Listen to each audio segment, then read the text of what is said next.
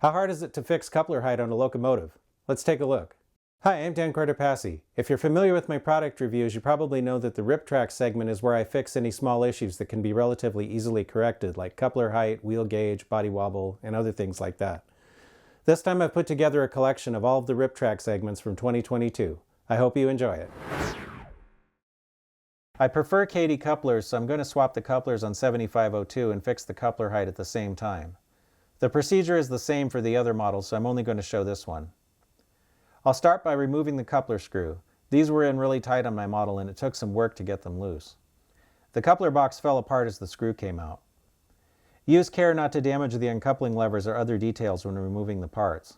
The rear draft gearbox is easier to remove. If it doesn't fall out on its own, remove the coupler spring from the box. Kato 158s drop into the factory draft gearboxes. Make sure the coupler can swing freely. Installation is the reverse of removal. Getting the front one back in is tricky. Unfortunately, both couplers are still very low. Removing the couplers is also how you remove the shell. To avoid damaging details while I file the coupler mounting pads, I'll work on the model with the shell off. Unfortunately, because the screw threads are under the sill, I need to put the shell back on to test the coupler height. I also noticed that the wedge-shaped area on top of the draft gearbox was too tight against the pilot, making the coupler tip down. I filed some material off the back. I also added an 010 styrene shim to the bottom of the draft gearbox. It took some filing and trial and error, but I finally got the couplers where I want them. I'm using Pacer canopy glue to reattach the radiator grills. This glue will dry clear and remain slightly flexible, and since it's water soluble, it poses little risk to the paint.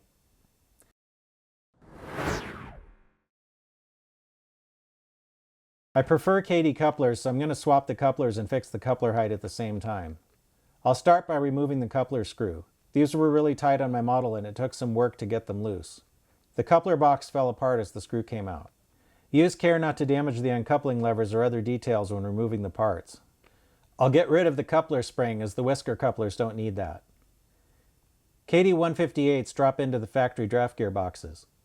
Installation is the reverse of removal. Unfortunately, both couplers are still very low. Removing the couplers is also how you remove the shell. To avoid damaging details while I file the coupler mounting pads, I'll work on the model with the shell off. Unfortunately, because the screw threads are under the sill, I'll need to put the shell back on to test the coupler height. I also added an 010 styrene shim to the bottom of the draft gearbox. It took some filing and trial and error, but I finally got the couplers where I want them. I'll use some canopy glue to keep the shorter side handrails from coming loose. This glue is water soluble, so if any excess gets on the model, it's easy to remove. It could still use some weathering, but this engine is now ready for service. My BNSF engine has the out-of-gauge wheels, so I want to fix that. I also want to swap out the front coupler for a Kato. I'll tackle the wheels first. To remove the shell, first remove the screws that hold the draft gearboxes in place. The shell will then lift off the frame. To fix the gauge problem, I'll need to remove the offending wheel sets from the locomotive. In order to do that, I'll first need to remove the screws that hold the upper half of the frame to the lower half. Be careful not to separate the two pieces too far, as there are wires going down to the trucks that don't have a lot of slack in them. The short wires really complicate the entire procedure. The truck towers are put together similar to the ones in many other model diesels, but access is difficult. I'm not taking any points for this, but I would like it if these units were just a little easier to work on. It took a few tries, but I was able to pry the clip that holds the worm gear to the top of the truck tower using a small screwdriver. Once the truck was loose, it took a few more tries to disengage the 6 clips that hold the bottom cover plate in place. Because the wires are so short, and because they're soldered to the wipers on the cover plate, I had to turn the cover plate sideways instead of removing it completely. Be careful not to damage the electrical wipers. Once the wheel set is removed, twisting and pulling will expand the gauge. I only move it until the flanges fit into the slots in the NMRA standards gauge. While I have the truck apart, I might as well paint the wheel faces. I'm using some railroad tie brown. Since these things are a little hard to work on, I wouldn't recommend painting the wheel faces this way unless you need to take the truck apart for some other reason like I did. Reassembly is the reverse of disassembly. Kato 158 whisker couplers fit into the factory draft gearboxes. The coupler ended up just slightly low, so I had to file some material from the coupler mounting pad. Thankfully, it didn't take much. Now the front coupler is at the correct height. I checked the rear again too, since I had to remove it to take the model apart. A more practical way to paint the wheel faces is to clip test leads to the bottom cover plate on one truck where the copper wipers are. With the engine on its side, I'll get the wheels moving at a slow speed. Then I can put the brush against the wheel faces and let the spinning do the work for me. After the paint dries and with the wheels spinning, I'll use a wire brush and my motor tool to clean the wheel treads. It seems like no matter how careful I am, some paint always ends up on them. I keep the motor tool rotating from the back of the wheel to the front so that I don't scour any paint from the wheel faces. I can use the same technique to apply some dark brown weathering powder with a micro brush. Now the wheels are weathered, and that's one less thing I'll have to do later. These cars have an odd draft gearbox design that won't accept a Katy. The extra draft gearboxes included in the parts bag will take a Katy whisker coupler. Since the car has to be partly disassembled to use the alternate draft gearboxes, using these may end up destroying the uncoupling lever. That's why Atlas includes extras in the parts bag. I have a couple older versions of these cars that required me to get creative when it came time to swap out the couplers. On my cars, I found that the Katy 2100 coupler set for their PS1 boxcars was what I needed.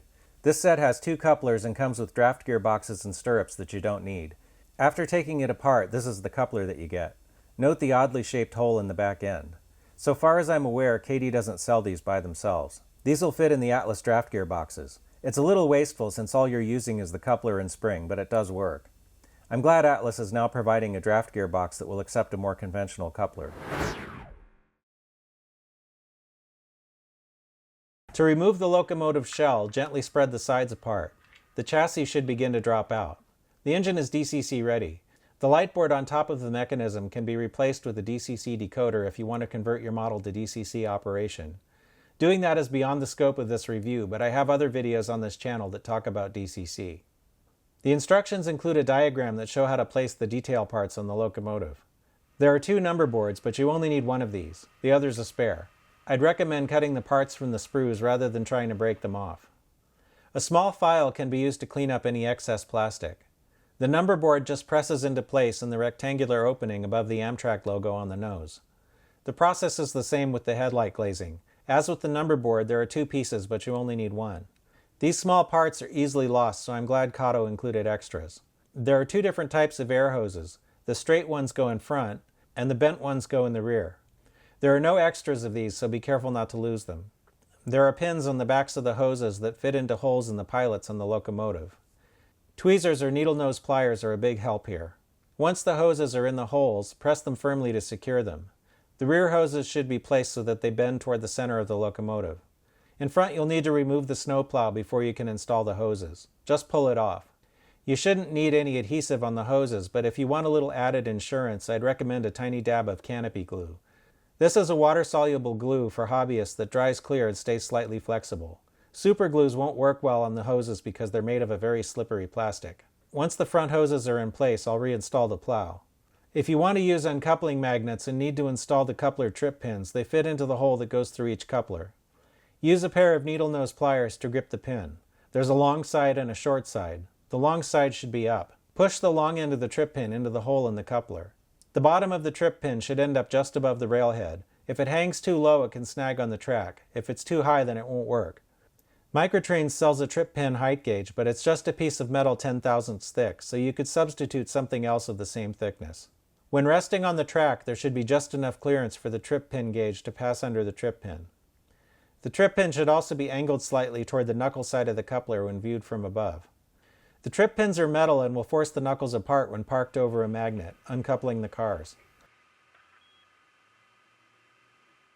To take the shells off the cars, gently spread the bottom while pulling on the trucks. I found it easiest to do one end at a time. The body shell will then lift off. This gives us a better view of the interior seats and the electrical contacts.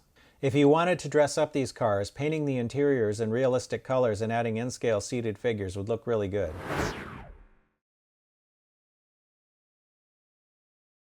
To take the engine apart, first I'll remove the coupler screws and draft gearboxes. Then I'll loosen the screw in the bottom of the fuel tank and remove that as well. Now I can access the 2 screws near either end of the fuel tank that hold the shell to the chassis. Once these are out, the body will lift off the frame. Electrical connections use contacts between the body and the chassis, so there are no loose wires to worry about. The light board has a 21-pin dummy plug. To install a DCC decoder, you would just remove this and replace it with a 21-pin decoder. There's a rectangular weight in the rear held in place by 2 screws. This could be removed and replaced with a speaker and enclosure for a sound install. I'm going to leave this alone for now. I'm not a fan of plastic couplers, so while I have the couplers out, I'm going to replace them with Kato 158s. The Katos drop right into the factory draft gear boxes. I got lucky this time and the coupler heights on both ends were right on. So that's it for now. I hope you enjoyed the program. If you like this video, then please like, comment, share, and subscribe. Stay tuned and thanks for watching.